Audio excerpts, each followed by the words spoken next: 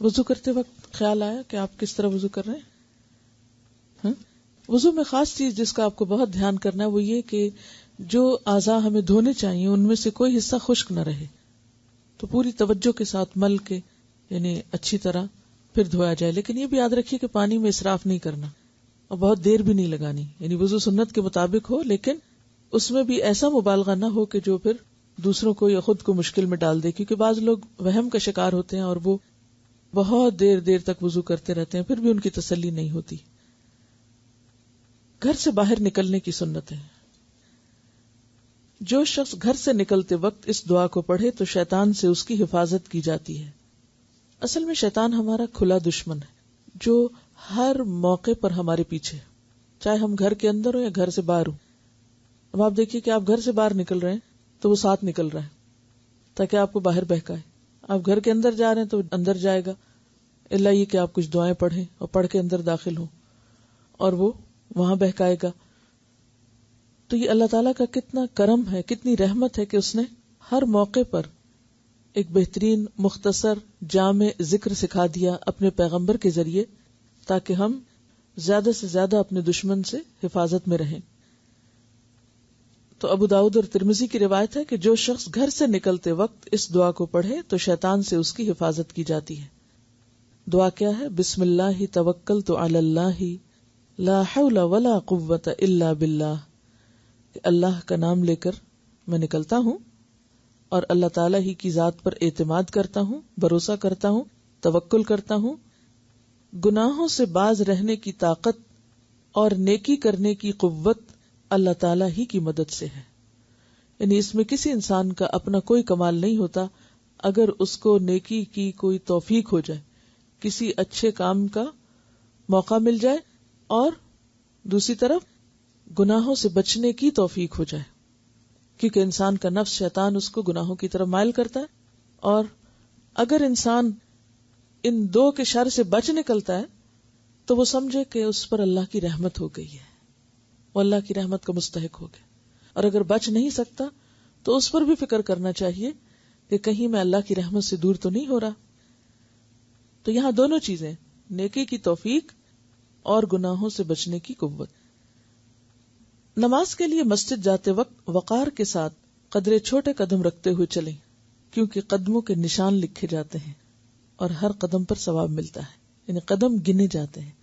جتنے قدم آپ چل کر نماز کے لیے جاتے ہیں اور کسی بھی نیک کام کے لیے، یعنی چونکہ یہاں نماز کے اور وضو کے کانٹیکس میں بات ہو رہی ہے اس لیے اسی کی اگزامپل دی جا رہی ہے. ورنہ انسان اچھے کام کے لیے نکلتا ہے تو بھی قدم لکھے جاتے ہیں، برے کام کے لیے نکلتا ہے گھر سے، غلط کام کے لیے، تو بھی قدم لکھے جاتے ہیں. اب آپ قرآن پاک سیکھنے کے لیے گھر سے نکلتے ہیں، طالب علم ہیں، تو آپ کو معلوم ہے کہ طالب علم کے لیے فرشتے پر بچھاتے ہیں راستے میں اور اس کے بھی قدم لکھے جاتے ہیں. وَنَكْتُبُ مَا قَدَّمُوا وَآثَارَهُمْ. تو آثار اثر کی جمع ہے. اثر پاؤں کے نشان کو بھی کہتے ہیں. سورۃ یاسین میں کیا آ رہا ہے کہ ہم لکھ رہے ہیں، نکتب، ہم لکھتے ہیں. ہم سے مراد یعنی اللہ تعالیٰ کے فرشتے اللہ تعالیٰ کے حکم سے لکھ رہے ہیں. آثار پاؤں کے نشان. کوئی شخص کتنے قدم چل کر گیا، یعنی جانا اور وہاں جو نیک کام کرنا وہ تو الگ ثواب ہے، لیکن اس ثواب میں مزید کیا شامل ہے؟ وہ گنتی. جیسے آپ سے کہا گیا نا کہ لفظوں کو گنے علم والے، تو اسی طرح فرشتے آپ کے پاؤں گنتے ہیں. یا پھر آپ گاڑی پر بیٹھ کر آتے ہیں تو کتنا پہیا گھوما، یا یہ کتنے میل یا کتنے فٹ یا کتنے میٹرز آپ سفر کر کے آئے، تو یہ سارا کچھ ساتھ شامل ہوتا ہے. بعض اوقات ایسا ہوتا ہے نا کہ انسان فاصلوں سے بہت گھبراتا ہے اور فاصلوں کی کثرت کی وجہ سے انسان بعض اوقات ہمت ہار بیٹھتا ہے یا چھوڑ بیٹھتا ہے اور انسان ان پہ رش کرتا ہے جو قریب قریب رہتے ہیں. یہ کتنا لکی ہے، اس کو تو بالکل ہی کوئی ٹائم نہیں لگتا اور فوراً پہنچ جاتا ہے. اسی لیے بنو سلمہ نے یہ ارادہ کیا کہ وہ مسجد کے قریب شفٹ ہو جائیں، تو آپ نے فرمایا دیارکم دیارکم تکتب آثارکم، جہاں رہتے ہو وہیں رہتے رہو کیونکہ تمہارے قدم لکھے جاتے ہیں. تو دور رہنے میں بھی حرج نہیں ہے. تو یہ ہے کہ جب انسان خیر اور بھلائی کی کوئی بات پڑھتا رہے، سنتا رہے، تو انسان کا پھر حوصلہ بھی بڑھتا رہتا ہے. تو یہ آج تو ہمیں شاید ان قدموں کی کوئی قیمت نظر نہیں آتی، یا ہم اس کو ایک معمولی سی چیز یا قابل توجہ چیز بھی نہیں سمجھتے. لیکن قیامت کے دن جب یہ گنتی لکھی ہوئی آپ کے اعمال نامے میں آپ کے سامنے شیٹ رکھی جائے گی کہ خیر اور بھلائی کے کاموں میں اتنے قدم اٹھے تھے، اتنی بھاگ دوڑ کی تھی، اور دنیا کے لیے اور اپنی ذات کے لیے اور پھر خدا نخواستہ شر کے لیے اتنے قدم اٹھے، تو پھر ہم کمپیریزن کر کے دیکھ سکتے ہیں. تو وہ کمپیریزن ہم دنیا میں بھی کر سکتے ہیں.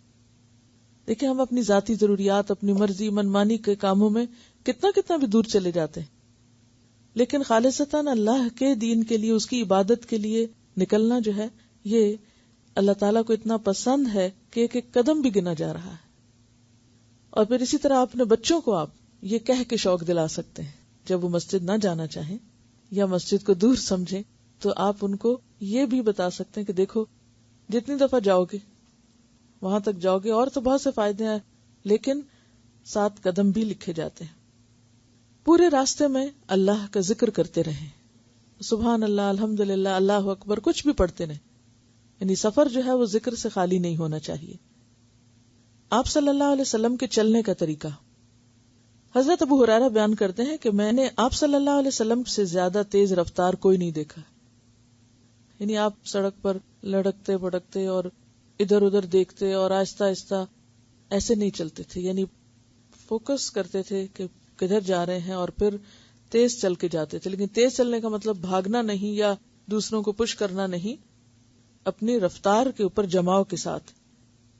زمین گویا کہ لپٹتی جاتی تھی. ٹھیک ہے، یعنی چلتے وقت آپ تیزی سے فاصلہ طے کر لیتے تھے.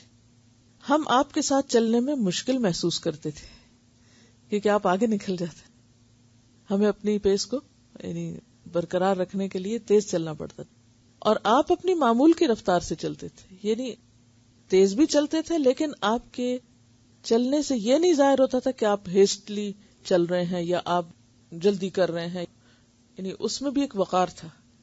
تو بعض لوگ تیز چلتے ہیں تو وہ اچھلنا شروع کر دیتے ہیں، یا تیز چلتے ہیں تو وہ پتہ چلتا ہے کہ جی بہت تیز چل رہے ہیں. تیز چلیں بھی، لیکن اس میں بھی شو آف نہیں کریں کہ آپ بہت تیزی میں ہیں یا تیز ہیں. اور اسی طرح یہ ہے کہ خاص طور پر جب ایک شخص حجاب پہن کر اور دین کے نمائندے کے طور پر گھر سے باہر نکلتا ہے، تو سڑک پر چلتے وقت یا بازار میں چلتے وقت یا دین سیکھنے کے لیے آتے ہوئے چلتے وقت اپنی وقار میں، اپنی نگاہ میں، اپنے ہر چیز میں خاص طور پر خیال رکھنا چاہیے کہ کوئی چیز اللہ تعالیٰ کی نافرمانی کی نہ ہو، بلکہ ہمارا چلنا بھی دوسروں کے لیے اسلام کا ایک بہترین پیغام ہو. آپ جب چلتے تو کچھ جھک کر چلتے تھے، یعنی اکڑ کے نہیں چلتے تھے بلکہ جھکے ہوئے ہوتے تھے، گویا آپ بلندی سے اتر رہے ہو. اس میں ایک اور خوبی یہ ہے کہ جب انسان جھک کے چلتا ہے تو سامنے دیکھ کے چلتا ہے. جب انسان منہ اٹھا کے چلتا ہے تو اس کو یہ نہیں پتا چلتا کہ آگے کیا آ رہا ہے. آپ صلی اللہ علیہ وسلم جب کسی اونچائی پر چڑھتے تو اللہ اکبر اور نیچے اترتے تو سبحان اللہ کہتے. یعنی خواہ آپ ڈرائیونگ کر رہے ہوں یا پیدل چل رہے ہوں، اگر آپ اوپر کو جا رہے ہوں تو اللہ اکبر کا ورد شروع کر دیں، اور نیچے کو آ رہے ہوں تو سبحان اللہ پڑھتے جائیں. ویسے تو کوئی بھی ذکر کر سکتے ہیں، لیکن اگر نبی صلی اللہ علیہ وسلم کی سنت میں وہی اذکار کیے جائیں تو زیادہ اجر و ثواب ہے. آپ نے نوٹ کیا ہوگا کہ آپ کے یہاں سے بھی نکلتے وقت دروازے کے ساتھ ایک دعا لگائی گئی، اور اندر داخل ہوتے وقت بھی، اور ایک ریمائنڈر کے طور پر دروازوں پہ لگایا گیا ہے تاکہ ہم خیر کے ساتھ اندر داخل ہوں اور خیر کے ساتھ باہر نکلیں.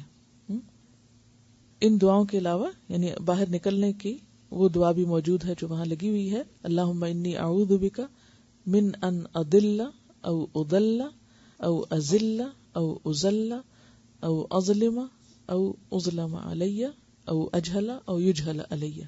کیا معنی ہے اس کا؟ کہ اللہ میں تیری پناہ میں آتا ہوں اس بات سے کہ میں خود بھٹکوں یا کسی اور کو بھٹکاؤں. اب آپ سیکھنے کے لیے اب آ رہے ہیں یا کوئی سکھانے کے لیے آ رہا ہے اور یہ دعا پڑھ کے وہ گھر سے نکلتا ہے تو انشاءاللہ اللہ کی حفاظت میں ہوگا، کوئی آپ کو نہیں بھٹکا سکے گا. میں پھسلوں یا کوئی مجھے پھسلائے، یعنی نیکی کے راستے پر استقامت نہ رہنا پھسلنا مراد ہے. اور لٹرلی پھسلنا بھی، انسان سڑک پر نکلتا ہے، کوئی چھلکا آیا گرا، کہاں سے کہاں پہنچ گیا، تو وہ اسکڈ کرنا یا پھسلنا جو ہے اس سے پناہ مانگی گئی ہے. اور پھر میں کسی پہ ظلم کروں یا مجھ پہ کوئی ظلم کروں، نہیں میں کسی کے ساتھ زیادتی کروں یا کوئی مجھ سے زیادتی کرے. اور آخری چیز کہ میں کسی کے ساتھ جہالت برتوں یا کوئی میرے ساتھ جہالت برتے، یعنی معاملے میں خرابی کرے. تو یہ ایک بہترین دعا ہے جو آپ گھر سے باہر نکلتے وقت اگر پڑھیں یا یہاں سے نکلتے وقت گھر جاتے وقت بھی پڑھیں، یعنی نکلنے سے پہلے، تو انشاءاللہ شیطان سے بچ کر اللہ کی پناہ میں آئیں گے اور انشاءاللہ یہ چیزیں آپ کو نصیب ہوں گی. یہ اذکار جو ہیں سارے وظیفوں سے بہترین وظیفے ہیں کہ جو اللہ کے رسول صلی اللہ علیہ وسلم کی سنت بھی ہیں, اور آپ سے بڑھ کر حکمت کس کو نصیب ہوئی ہوگی کوئی آپ سے بڑھ کے وظیفہ بتا سکے. لیکن افسوس یہ کہ ہم جو سنت میں آئی ہوئی دعائیں ہیں ان کی قدر نہیں کرتے اور خود ساختہ چیزوں کو زیادہ پریفر کرتے ہیں. چلیے